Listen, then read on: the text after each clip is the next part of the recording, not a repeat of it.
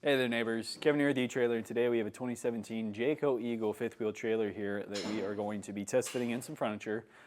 So right now we have a Heritage Series couch from Thomas Payne, and this is the driftwood color. Now there's a couple of different options when it comes to this, so that's why I have all of these pieces sitting out, and we're going to break down each one of those separate options for you today. But I wanted to start out with getting it into your trailer because that is the biggest obstacle.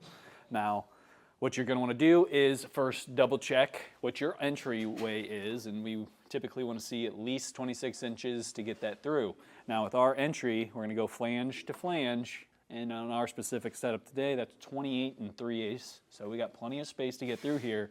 But right when we walk in, we do have other obstacles. We've got our fire extinguisher on the floor right here, essentially, so that's kind of blocking us. Right above, we've got an interior door handle.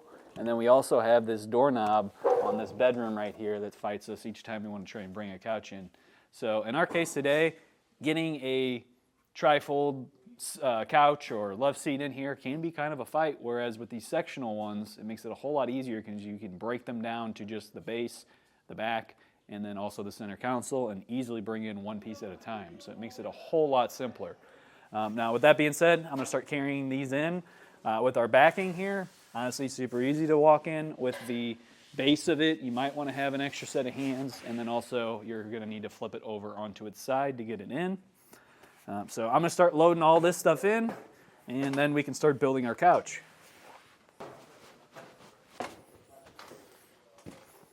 All right, so now that we have each one of our pieces in, we're going to go ahead and assemble it. You'll see that there's two tracks, one on either side, and there's a little tab you can lift up on whenever you're going to actually disassemble it. We'll just leave that alone for right now though, since we're putting it together. And it's a little bit easier if you grab one side, get it on, and then kind of grab the other side, push it in. And then you want to make sure that you're going down nice and evenly to have these click into place. And then all we got left is some hook and loop fastener on the bottom of this and on the bottom of our base. That's gonna just come right over and seal up this area for us. And the process for our other two pieces is going to be exactly the same. It just pops right in. So I'm going to get those in place, and then we can put our three couch pieces all linked up.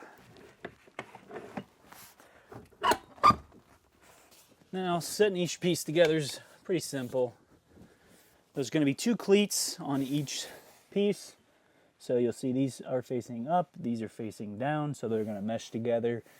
And it's as simple as just dropping in our middle section here.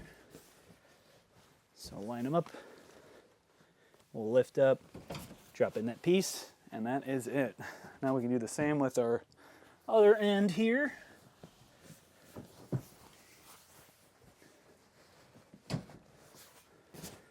Drop that in, and it's all good to go. Last thing is just figuring out how much clearance we need from the back. Now I've got some extra stuff in the way because I have a little holder for our drapery here, so I have to add that in as well. If I pull on my pull cord here, I can then shift this back.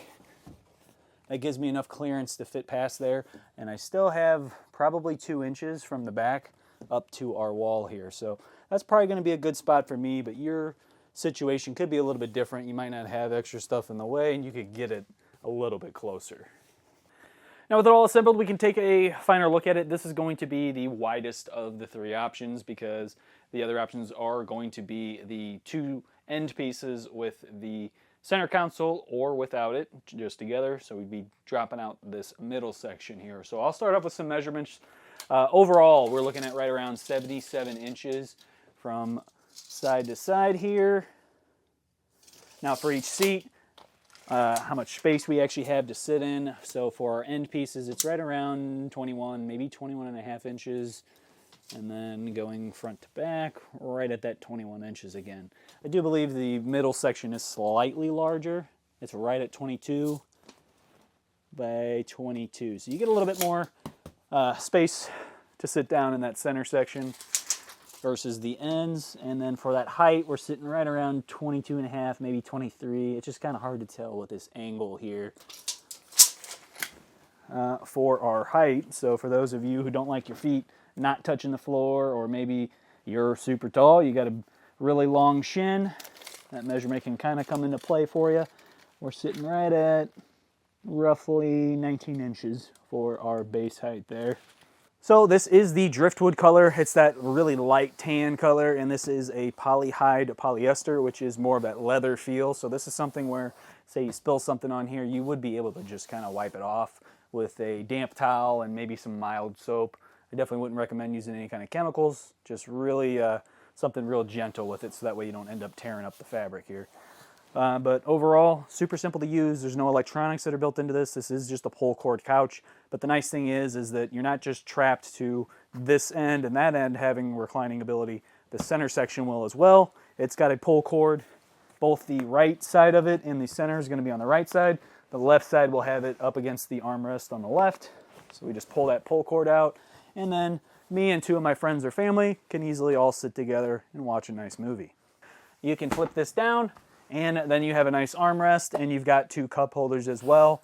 Now these cup holders are pretty big. These are right at 3.5 inches in diameter, and it'll get a little bit lower if you get down into that center in there. So that'd be better for your 12-ounce cans and maybe some of those skinny, like slim 12-ounce cans as well. But nice wide space. I could set my plate down here, have a drink, be able to watch TV, and not have to worry about trying to have everything over my lap. So that's a big win for me when it comes to camping. So now if that 3-seat couch is just going to be too big for the space that you have, or maybe you only need 2 seats, but you do want some more cup holders and you want more storage space, then we can easily just pop out our center section. And actually, I'm going to get this out of the way too, make it a little bit easier. We'll pop that up, pop this one up out of those cleats, and then we can just slide this right out of the way, and we'll try out our center section and get this through each one of the different variations here.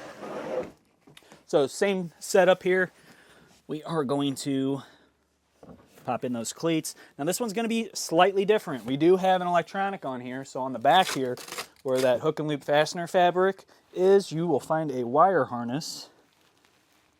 And then there's also a cable, which I have plugged in over there, that would come and plug into it. And then we have wireless charging right up top here.